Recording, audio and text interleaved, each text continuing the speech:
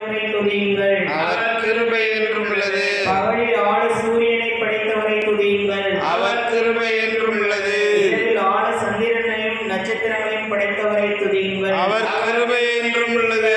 எகிப்தியருடைய தலைசங்கரை சங்கரித்தவரை துதியுங்கள். அவர் கிருபை என்றும் உள்ளது. அவர்கள் நடுவிலிருந்து இஸ்ரவேலை புறப்பட பண்ணினவரை துதியுங்கள். அவர் கிருபை என்றும் உள்ளது.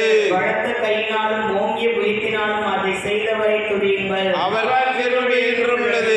சிறந்த சமுத்திரத்தை இரண்டாக பிரித்தவரை துதியுங்கள். அவர் கிருபை என்றும் உள்ளது. அதன் நடுவே இஸ்ரவேலை கடந்து போக பண்ணினவரை துதியுங்கள். அவர் கிருபை என்றும் உள்ளது. பார்வோனையும் அவன் சேனைகளையும் சிவந்த சமுத்திரத்தில் கவிழ்த்து போட்டவரை துதியுங்கள். அவர் கிருபை என்றும் உள்ளது. தம்முடைய தாழ்வில் தம்முடைய ஜனங்களை வனாந்திரத்தில் நடத்தினவரை துதியுங்கள். அவர் கிருபை என்றும் உள்ளது. பெரிய ராஜாக்களை சங்கரித்தவரை துதியுங்கள். அவர் கிருபை என்றும் உள்ளது. பிரபலமான ராஜாக்களை அழித்தவரை துதியுங்கள். அவர் கிருபை என்றும் உள்ளது. மோரின் ராஜாவாகிய சீகோனை அழித்தவரை துதியுங்கள். அவர் கிருபை என்றும் உள்ளது. ஆசானின் ராஜாவாகிய ஓகை அழித்தவரை துதியுங்கள். அவர் கிருபை என்றும் உள்ளது. ஒரு தேசத்தை சுதந்திரமாக தந்தவரை துதியுங்கள். அவர் கிருபை என்றும் உள்ளது.